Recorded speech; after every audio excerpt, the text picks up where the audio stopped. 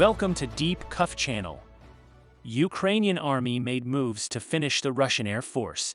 A big explosion occurred at a critical military base for Russia. Russian bombers are under heavy attack. Russia is trying to find a solution to the crisis it is in. Vladimir Putin is very angry. Russian army attempted a massive offensive to retaliate against the Ukrainian army. Ukrainian President Volodymyr Zelensky warned his army. Russian warplanes and helicopters started flying over Ukraine. However, Ukrainian air defense units continue to achieve historical successes. Russian losses are much higher than before. Ukrainian Foreign Minister Dmytro Kuleba made important statements. Successes of the Ukrainian army on the front continue from where they left off. Latest news from the region also indicates that the victory of the Ukrainian army is imminent.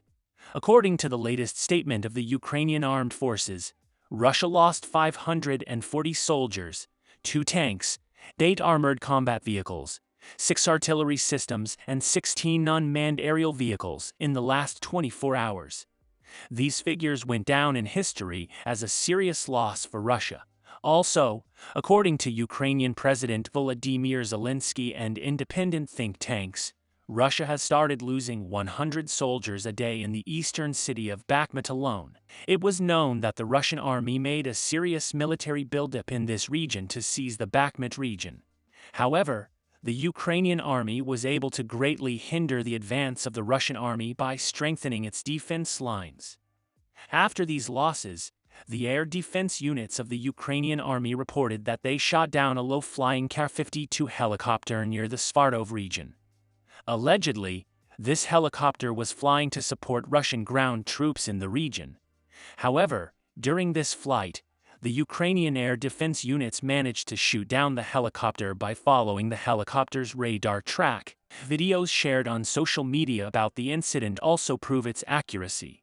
It is also stated that the Russian Air Force lost a total of 11 Su-30 fighter jets in a period of about a month. Most of these planes were in the area to hunt down the Ukrainian air defense units.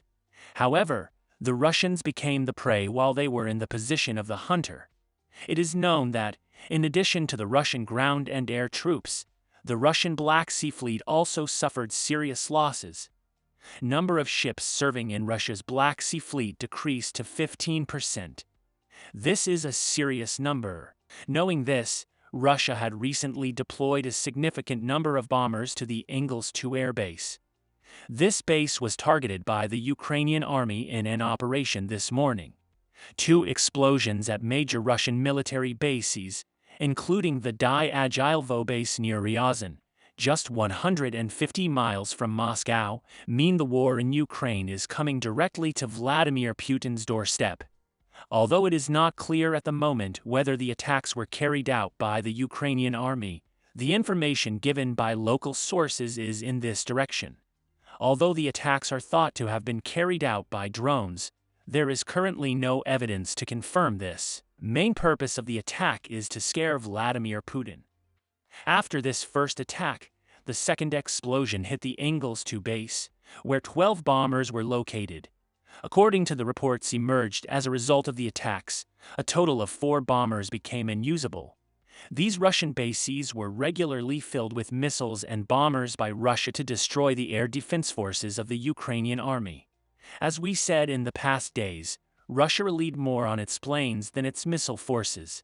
However, in the situation we have come to, we see that Russia has not been able to protect any of its military units. This situation arouses the appetite of the Ukrainian army. While investigations into the attack on planes known as Bears, which are about 760 miles from the Ukrainian border, continue, explosions were also heard from Crimea. Explosions heard in Crimea also increase the likelihood of a coordinated attack by the Ukrainian army. Crimean region is the main target of the Ukrainian army. This is known to everyone. If you ask me, Russia has recently started to show more interest in the Donbass region, as it sees both regions as extremely safe. However, this strategy is completely wrong. Kremlin spokesman Dmitry Peskov confirmed that Putin had been briefed on the situation, but did not speculate as to who might be behind it. Roman Busargin, the governor of the Saratov region, where the Engels II base is located, wrote that law enforcement officials are following information about events occurring at military installations. Shocked by these attacks, Putin ordered an immediate attack on his troops in Ukraine. Russia fired more than 100 missiles and bombs at a wide range of targets, by air and sea, during its latest volley, when winter temperatures dropped below freezing, Ukrainian officials said in a statement. Kiev announced that 104 Russian missiles were fired from 13 planes and that its troops should be on alert for possible launches from sea-bound caliber missiles. But the vast majority of these Russian attacks were successfully destroyed by the Ukrainian air defense. Head of the Poltava region, Dmytro Lenin, and the head of the Dnipropetrovsk region, Valentin Reznichenko, began to report on their work during the Russian mass offensive. According to the statements, it was recorded that 10 missiles, 9 of which were destroyed, were detected in Kiev airspace. Lenin reported that the air defense forces in the region were working to the end. They shot down about 10 Russian missiles, and there were no incoming flights. As for the head of the Dnipropetrovsk region, security forces from the Eastern Air Command shot down 15 Russian missiles. That is, 25 of the launched Russian missiles were successfully neutralized by the Ukrainian air defense systems. This is a serious achievement. Following this, Ukrainian President Volodymyr Zelensky also made statements on the subject. President Volodymyr Zelensky said that during another wave of missile strikes by the Russians on December 5, the Ukrainian air defense forces shot down most of the missiles. "I want to thank the air defense forces," Zelensky said. "Air defense forces shot down most of the missiles.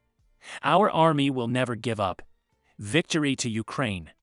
Aforementioned, it is stated that the Russian army has consumed a serious stock of missiles to carry out these attacks.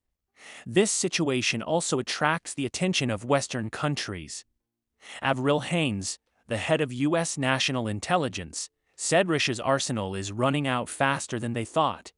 It should also be noted that Russia does not have the production capacity to replenish its depleted missile stocks. We know that Russia knocked on the doors of countries such as China, Iran, and North Korea to overcome this weapons and ammunition crisis. Russia has already bought some drones from Iran.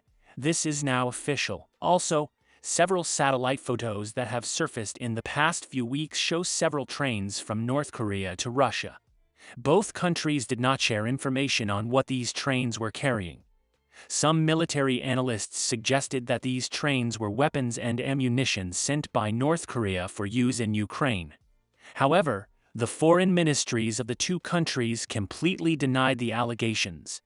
Finally, Ukrainian Foreign Minister Dmytro Kuleba urged politicians, experts, and media to prepare for the defeat of Russia in its war against Ukraine. Russia will not be able to solve these problems. This is gradually bringing Russia to the end. Victory to Ukraine. We will continue to monitor the world and especially Ukraine. We'll see what happens in the next few days. We have reached the end of another video. You can support us by liking the video. You can easily follow new videos by subscribing. I wish you all a war-free day. See you.